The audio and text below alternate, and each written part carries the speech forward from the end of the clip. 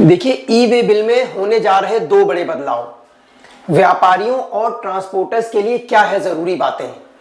मैं आपको बताना चाहूंगा कि जो देश में जीएसटी के तहत ई वे बिल प्रणाली जो है उसमें दो बड़े बदलाव प्रस्तावित हुए हैं, जिसमें है क्या, एक तो शिफ्ट टू जीएसटी और वॉलंटरी ई वे बिल क्लोजर शामिल है।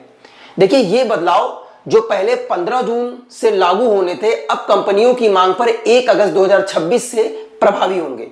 ठीक है, अब इसमें है क्या, देखिए देश में जीएसटी लागू हुए लगभग 9 साल पूरे होने वाले हैं अप्रॉक्स देखा जाए तो, और समय समय पे इसे लेकर कई बदलाव भी देखे गए हैं।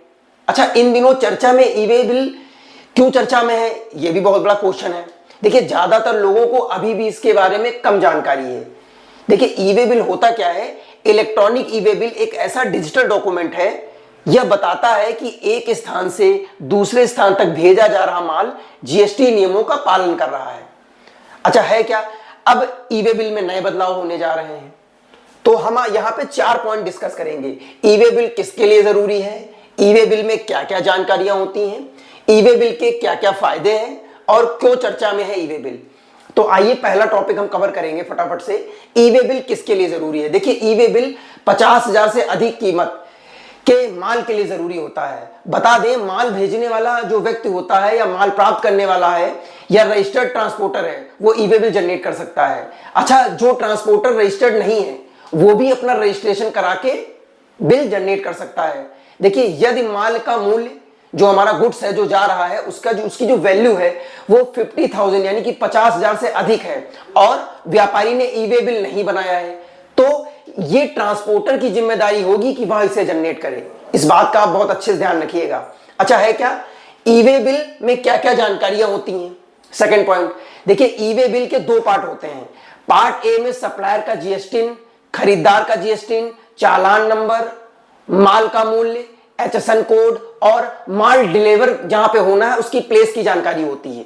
अच्छा, इसके साथ पार्ट बी में क्या होता है, पार्ट बी में ट्रांसपोर्टर की जानकारी होती है और माल ढोने वाले वाहन की जानकारी होती है कि हमारा जो व्हीकल है जिससे माल जा रहा है, एक तो उसकी जानकारी और क्या माल जा रहा है उसकी जानकारी होती है। ठीक है।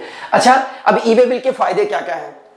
देखिए, ई वे बिल का सबसे पहला फायदा यह है कि टैक्स की चोरी पे रोक लगती है और खरीदार और ट्रांसपोर्टर अपने माल और वाहन को ट्रैक कर सकते हैं। देखिए, चेक पोस्ट पर टाइम कम लगता है, आप गए, आप घंटों आप पेपर्स दिखा रहे हैं, लेकिन जैसे ही आपका ई वे बिल बना होगा ना, आप फट से ई वे बिल दिखाएंगे और चेक पोस्ट क्रॉस कर जाएंगे। ईंधन की बचत होती है कागजी कार्रवाई से, वही मैंने आपको बताया है ना।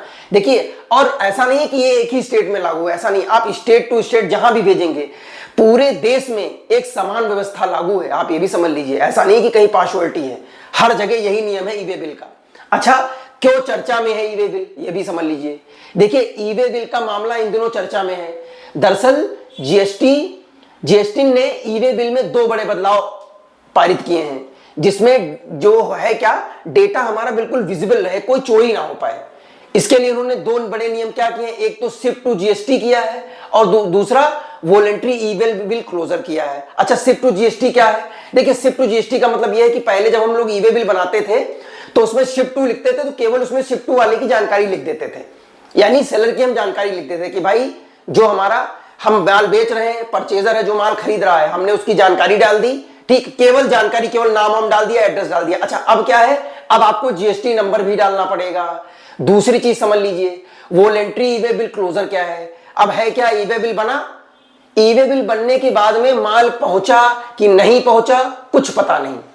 ठीक, अब है क्या, आपका माल एक जगह से दूसरी जगह डिलीवर हो गया, उसके बाद में आप ई वे बिल को क्लोज कर सकते हैं।